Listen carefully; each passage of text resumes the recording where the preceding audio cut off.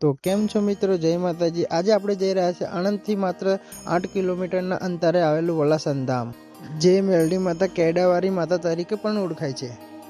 તો ચાલો આપણે મળીએ સીધા વલાસન ધામમાં।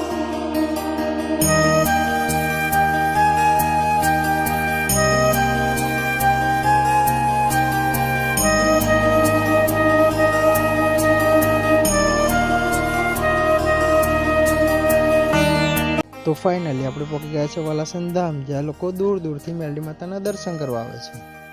તો ચાલો તમને અંદરથી માતાજીના દર્શન કરાવી દઉં।